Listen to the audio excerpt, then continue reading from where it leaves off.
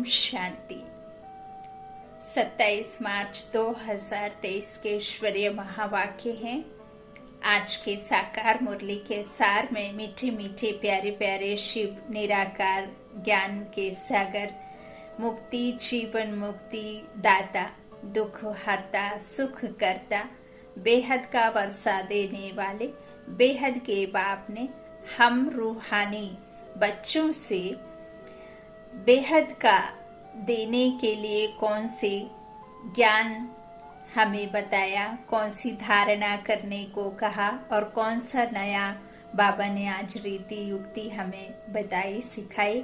आज के मुरली में हम मीठे बाबा के ज्ञान को आत्मे निश्चय करके और आत्मा भाई सुनाने वाली निमित्त आत्मा, यह सदा याद रखिए। जब भी हम मुरली सुनने जाते हैं तो अपने आप को फरिश्ता समझ कर जाइए और रास्ते में जो भी मनुष्य आत्माएं मिलती हैं उन्हें सच्ची गीता का ज्ञान देने की अंदर में शुभ भावना शुभकामना करते हुए उनको वाइब्रेशंस देते हुए घर से निकलिए। और जब आप बैठते हैं तो खुद को आत्मा निश्चय कर उस रूहानी बाप से सुन रहे हैं, निमित्त बनी हुई आत्मा के द्वारा। आज बाबा ने कहा, मीठे बच्चे बाप समान निडर बनो, अपनी अवस्था साक्षी रख, सदा हर्षित रहो, याद में रहने से ही अंत मति सो गति होगी। प्रश्न है मुरली का, खुश नसीब बच्चे सदा फ्रेश और हर्षित रहने के लिए कौन सी विधि अपनाते हैं? उत्तर में बाबा ने कहा, दिन में 2 बारी ज्ञान स्नान करने की। बड़े आदमी फ्रेश रहने के लिए 2 बार स्नान करते हैं। आपको क्या करना है? सुबह अमृत वेले और शाम को नुमा शाम। हाँ?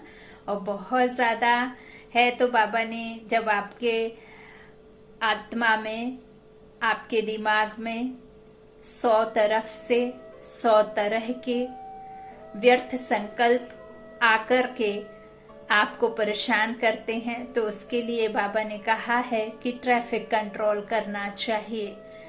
जब आप 24 घंटों में 24 मिनट खुद के लिए निकालेंगे और ट्रैफिक कंट्रोल करेंगे तो आपके जो 100 तरह से 100 तरफ से व्यर्थ संकल्प जो आप आने के लिए अनुमति देते हैं वो आपके आसपास भी नहीं फटकेंगे यदि आप उस परमात्मा से कनेक्शन अपना बीच बीच में रखते रहेंगे। इसे ही फिर ट्रैफिक कंट्रोल कहा जाता है। ठीक वैसे ही जैसे पुलिस जहां लाइन चलती रहती है उसके लिए इस तरह से ग्रीन सिग्नल और एक तरफ रेड, ताकि एक ट्रैफिक खत्म हो तो दूसरे को रेड सिग्नल और एक को जाने की अनुमति। ऐसे ही बाबा के जो भी महावाक्य हैं उनको जब आप मनन चिंतन करेंगे तो आपकी मन से वह व्यर्थ समर्थी में परिवर्तित होता रहेगा। तो बाबा ने कहा, कौन सी विधि है बाबा की फ्रेश रहने की, हर्षित रहने की? दिन में 2 बारी ज्ञान स्नान करने की। बड़े आदमी फ्रेश रहने के लिए बाबा कहते 2 बारी स्नान करते हैं ना, तुम बच्चों को भी ज्ञान स्नान 2 बारी करना चाहिए। इससे बहुत फायदे हैं। पहला, सदा हर्षित रहेंगे। दूसरा, खुश नसीब तकदीरवान बन जाएंगे। तीसरा, किसी भी प्रकार का संशय निकल जाएगा। चौथा, मायावी लोगों के संग से बच जाएंगे। 5वां, बाप और टीचर खुश होंगे। 6ठा, गुलगुल फूल बन जाएंगे, अपार खुशी में रहेंगे। गीत है, जाग सजनिया जाग। ओम शांति। श्री बाबा बच्चों को बैठ समझाते हैं ब्रह्मा मुख से। यह है गौ मुख। इस मुख के द्वारा ज्ञान सागर है ना निकल करके सबको क्या करते हैं? हाँ, ज्ञान देते हैं। इस गौमुख के निकले हुए महावाक्यों से जब हमारी आत्मा स्नान करती है तो वो पतित से पावन बनती है ना। तो इस तरह बैल मुख नंदीगण है ना। गीत भी सुना, साजन कहते हैं सजनियों को। अब सजनिया सिर्फ फीमेल तो नहीं, यह मेल्स भी सजनिया हैं। आत्मा। तो जो बाबा कहते जो भी भक्ति करते हैं, भगवान को याद करते हैं, तो हो गई सजनिया, शिव हो गए साजन। तो सजनिया साजन तो एक है। साधु भी साधना करते हैं भगवान से मिलने लिए, तो वह भी सजनिया ठहरे। वह एक भगवान कौन? एक तो कहा जाएगा गॉडफादर को, जैसे वर राजा को आना पड़ता है बन्नी अर्थात स्त्री को ले जाने के लिए। यह सब है बन्निया। देखो आज बाबा ने हम आत्माओं को बन्निया कहा है। साजन को याद करती हैं तो जरूर आना पड़ेगा। एक के लिए तो नहीं, सबके लिए आना पड़ेगा। और सभी सजन या दुखी हैं, इसीलिए आपने देखा भक्ति में भूत की बारात लेकर के, भूत प्रेतों को लेकर के शिव की बारात के पीछे देखा है, क्योंकि यह कालों का काल महाकाल शिव साजन सर्वात्माओं का मुक्ति जीवन मुक्ति दाता सबको लेकर के जाते हैं, चाहे वो फिर किसी भी युग की किसी भी तरह की आत्मा हो, है ना। तो सबको जाना ही है और यह शिव साजन है। तो बाबा कहते इस तरह से आना पड़ेगा, एक के लिए नहीं आएंगे, सबके लिए, है ना, आना पड़ेगा। और सभी सजन या दुखी हैं, कोई ना कोई रोग बीमारी आदि होगी जरूर। तो यह हो गया नरक। स्वर्ग में सुख, नरक में दुख। इस समय हम सब हैं नरकवासी सजनिया, अर्थात सब माया रावण की कैद में हैं। बेहद का बाप बेहद की बातें ही समझाएंगे। सारी दुनिया कैद में है, इसको दुख धाम कहा जाता है।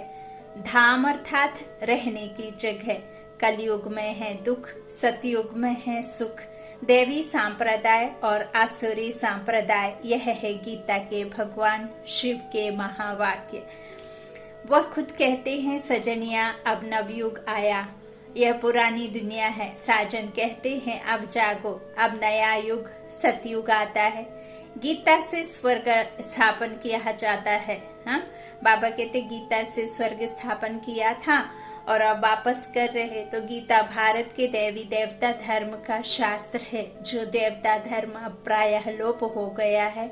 प्रायः अर्थात बाकी आटे में नमक जाकर रहा है, इतना सच है। बाबा कहते बाकी सब झूठ है, चित्र हैं, लेकिन अपने को कोई भी देवता नहीं मानते। यह भूल गए हैं कि हम सतयुग में देवी देवता धर्म था, जो आदि सनातन देवी देवता धर्म था ना। बाबा कहते अब वो रह नहीं गया है, लेकिन चित्रों को पूजते हैं, देवी देवताओं को निर्विकारी कहते हैं। मैं मूर्ख हलकामी, मैं सेवक, तुम स्वामी, ऐसे कहते हैं। लेकिन बाबा कहते हैं यह चित्र को देख भी उन्हें याद नहीं पड़ता है कि हम ये थे, है ना, मानते नहीं हैं। यह भूल गए हैं कि सतयुग में देवी देवता धर्म था, जिसको ही स्वर्ग कहा जाता है। जब लक्ष्मी नारायण का राज्य होगा तब वो ऐसे नहीं कहेंगे कि अब स्वर्ग है। उस समय तो यह ज्ञान उनके साथ रहेगा नहीं, फिर संगम युग पर यह ज्ञान मिलेगा। फिर तो यह भी समझे कि नरक होना है ना। तो यह सब राज हम अभी जानते हैं। 5000 वर्ष पहले स्वर्ग था, अब नरक है। देवी देवता धर्म की टांग टूटी हुई है।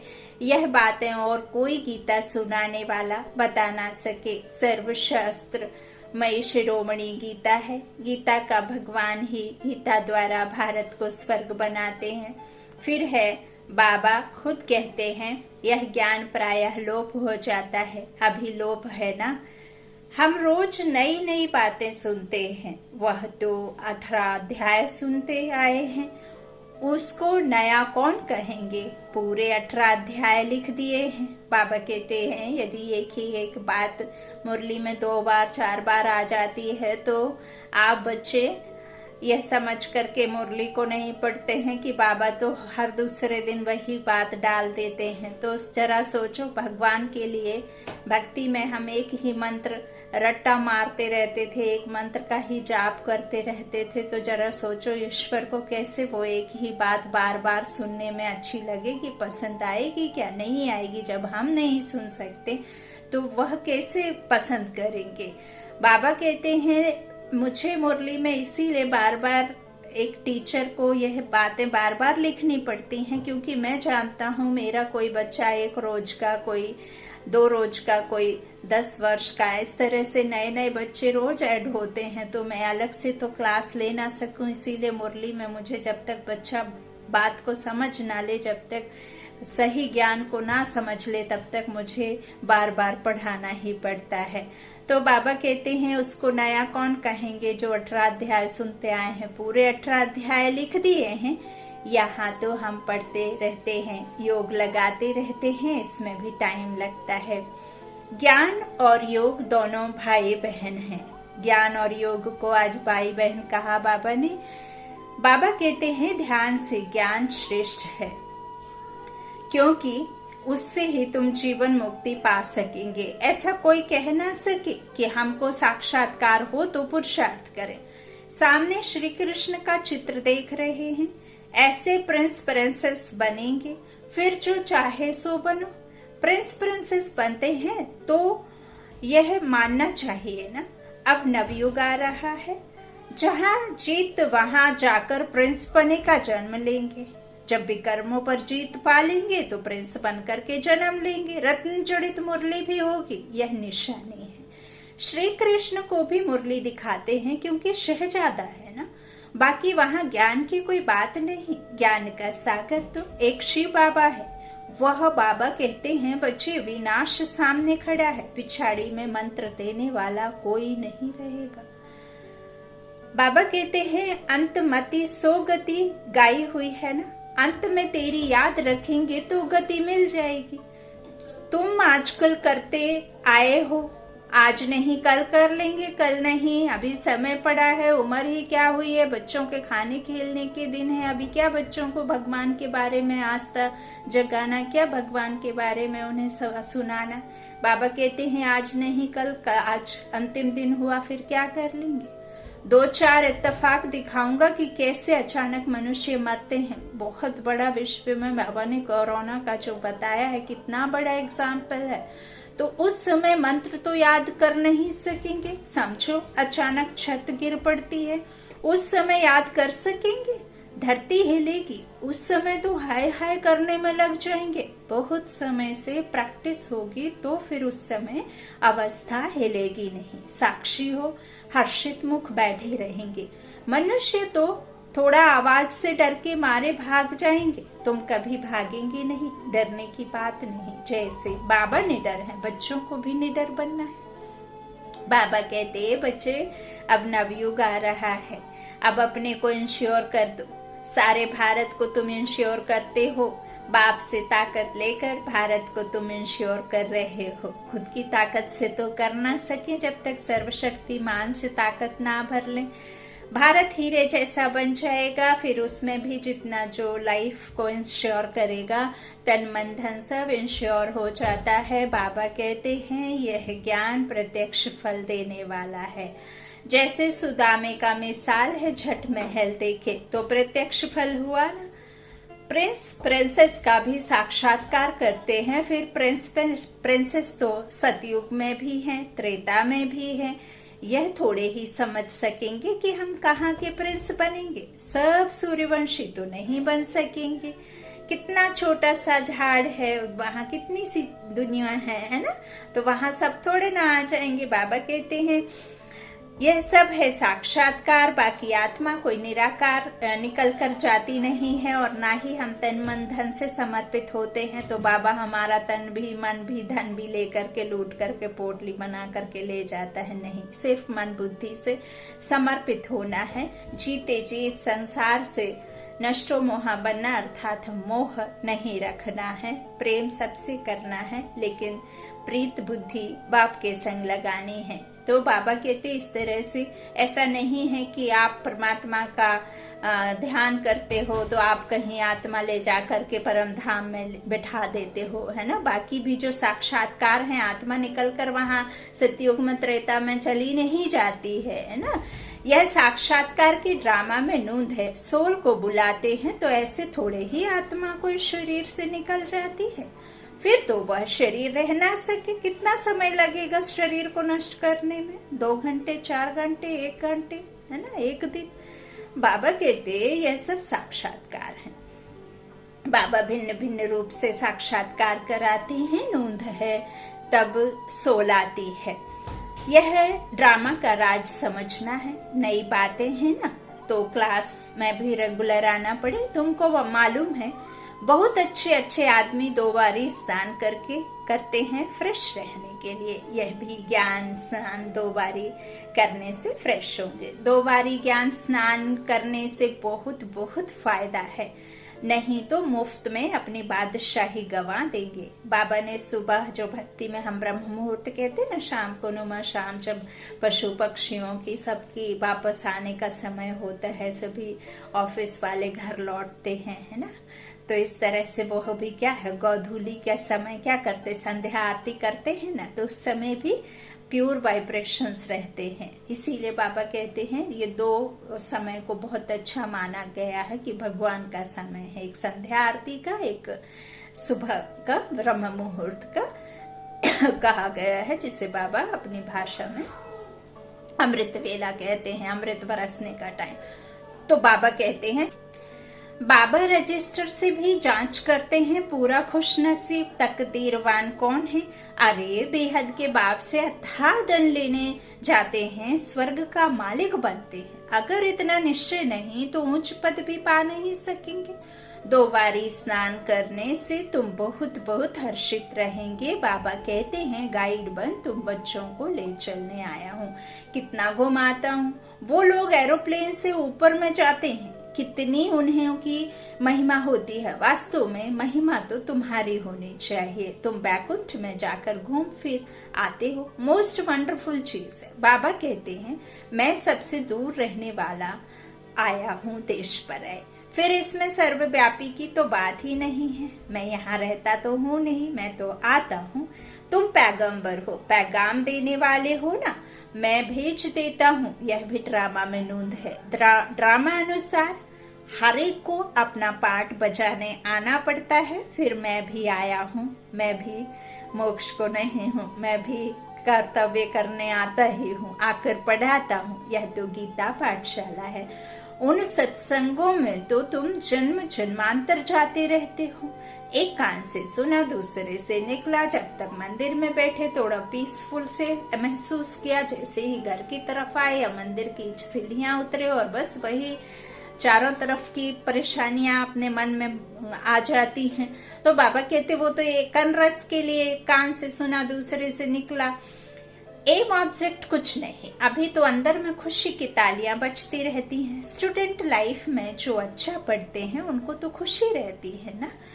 बच्चे के संबंध की भी खुशी होगी, टीचर को भी खुशी होगी। बाबा कहते हैं यह भी माँ बाप है, टीचर है तो खुशी होती है। बच्चों का फर्ज है पढ़ना। अब बाप सम्मुख आया हुआ है तो एक बाप से ही सुनो। तुम आधा कल्प बहुत भटके हो, अब भटकना बंद करो, परंतु वह भी तब होगा जब पूरा निश्चय हो। मनुष्य कहते हैं कलयुग में इतने वर्ष पड़े हैं, तुम जब उनको बताएंगे तो वह कहेंगे यह सब कल्पना है, जादू है। बस अबलाएं वहां ही बैठ जाएंगी। बाबा अपनी तरफ खींचते, मायावी पुरुष फिर अपनी तरफ खींचते, दोनों अपना अपना कार्य करते। आप भूले और माया ने अपने तरफ किया, बीच में लटकते रहते हैं। बाबा समझाते हैं, बच्चे जब तक 2 बारी ज्ञान स्नान नहीं किया है तब तक कुछ फायदा नहीं होगा। अरे कोई समय मुरली में ऐसी पॉइंट्स निकलती हैं जिससे ऐसा तीर लग जाएगा जो तुम्हारा संशय मिट जाएगा। मिस नहीं करना है मुरली को, हर हाल में समय निकालना है, आधा घंटा पौना घंटा, और सुनना है, पढ़ना है। यूं तो 3 बारी आत्मा का भोजन देना है मुरली का, है ना। और कोई भी सत्संग में जाने के लिए कभी मना नहीं करते। बाबा कहते हैं एक क्लास से 12वीं कक्षा तक आप एक ही टीचर से नहीं पढ़ते हो। जहां आपको ज्ञान मिलता है, जहां आपको धारणा करने जैसी बातें मिलती हैं, वहां जाकर के सुनो, किसी बात की मनाही नहीं है, बाबा कहते हैं, है ना। बाबा कहते हैं इस तरह से जो भी आप सब करते हैं ऐसे कोई नहीं कि मनाही है, तो संशय मिट जाएगा। बाबा कहते हैं बाकी यहाँ नहीं जाओ, वहां नहीं जाओ, ऐसे नहीं है। यहाँ के लिए मना करते हैं क्योंकि यहाँ पवित्र बनने की मुख्य बात है ना। बाबा कहते हैं स्त्री पति दोनों को पवित्र बनना है। यहाँ तो स्त्री पति के पिछाड़ी सती बनती है कि पति लोक में जाए। पति नरक में है तो स्त्री भी नरक में आ जाती है। अब तुम दोनों स्वर्ग में जाने के लिए पुरुषार्थ करो। अबलाओं पर कितने अत्याचार होते हैं। बच्चियां कहें हम शादी नहीं करेंगी, वह कहे शादी जरूर करनी है, समाज क्या कहेगा। बाबा कहते बच्चियां इस अंतिम जन्म में शादी करने से मोह की जाल बढ़ती जाएगी। पति में मोह, फिर बच्चों में मोह, पियर घर ससुर घर में मोह। आज बच्चा जन्मा पार्टियां देंगे, कल बच्चा मर गया तो हाय दोष मचा देंगे। सतयुग में तो तुम बहुत खुश रहेंगे। यहाँ बाबा यह जो आज बात लिख रहे हैं तो कई माताएं बहनें या कई जो परिवार में रहने वाले माता पिता हैं उनसे मैं एक बात एग्जाम्पल के द्वारा समझाना चाहूंगी। आज के समय में चारों तरफ इतना बेकार है कि छोटे छोटे बच्चों को जो भी मिला, सुना, कहा, देखा, उनके अंतर मन में वो बिल्कुल एकदम भर गया है। विकार रूपी जो भी जंग पड़ गई है।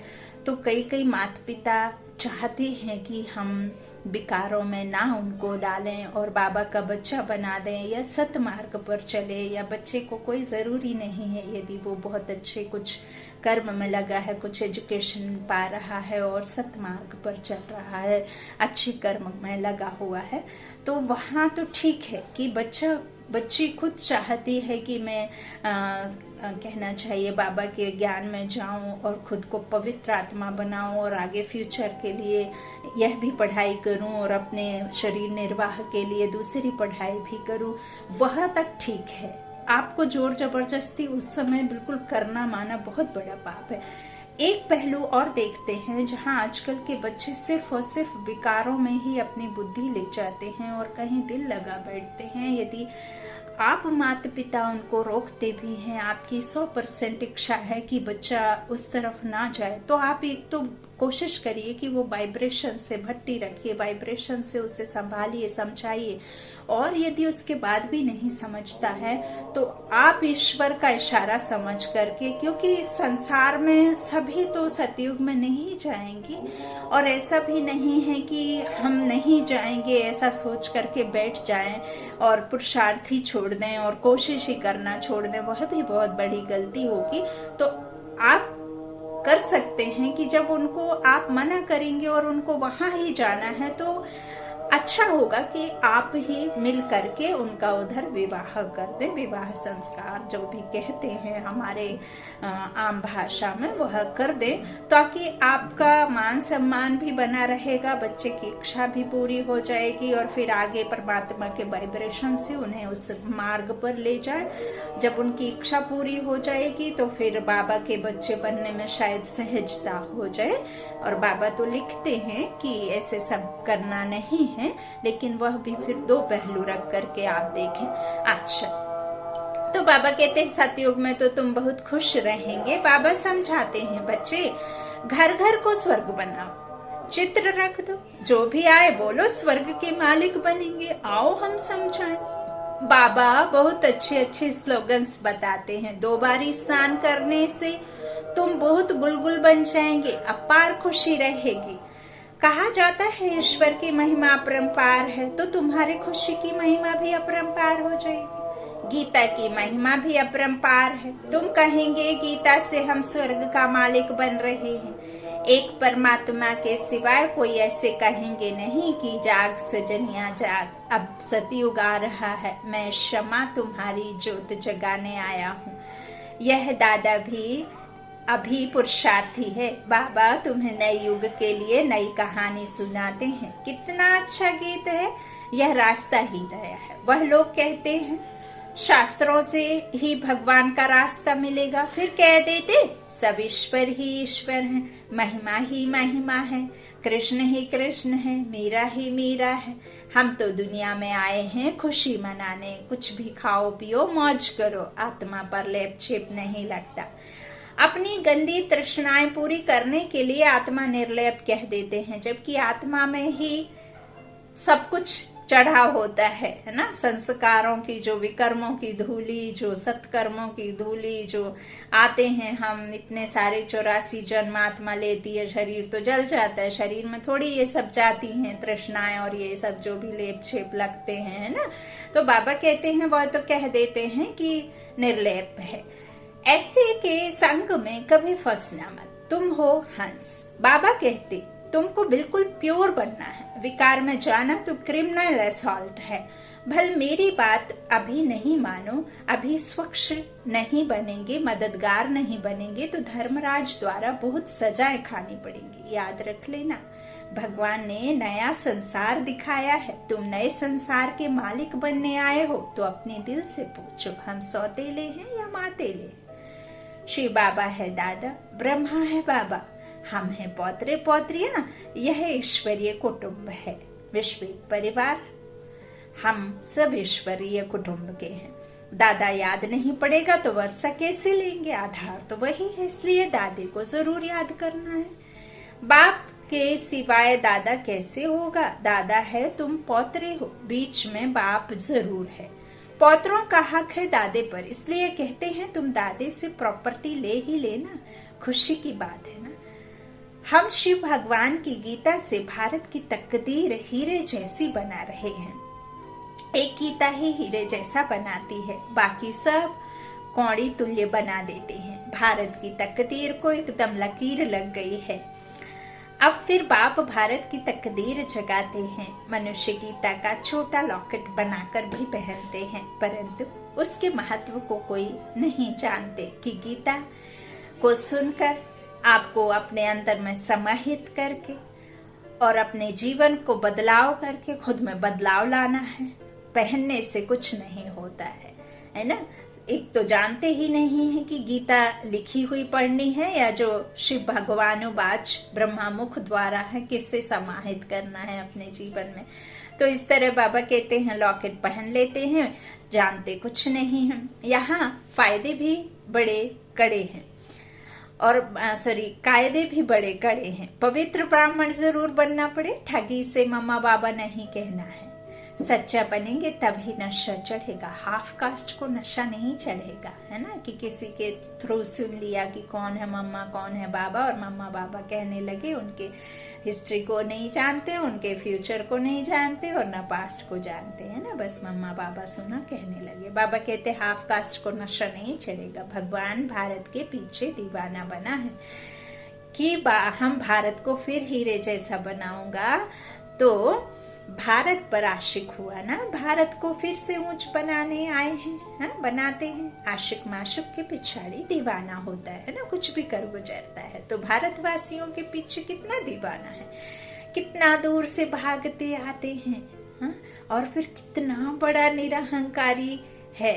अच्छा, मीठे मीठे सिक्की लाधे बच्चों प्रति माता पिता बाप दादा का याद प्यार और गुड मॉर्निंग। रूहानी बाप की रूहानी बच्चों को नमस्ते। हम रूहानी बच्चों की रूहानी माता पिता बाप दादा को याद प्यार और गुड मॉर्निंग। शुक्रिया बाबा, मीठे बाबा, प्यारे बाबा। धारणा के लिए मुख्य सार। पहला, बाबा ने कहा बेहद के बाप से अथाह ज्ञान धन लेने के लिए 2 बारी ज्ञान स्नान करना है, पढ़ाई में रेगुलर जरूर बनना है।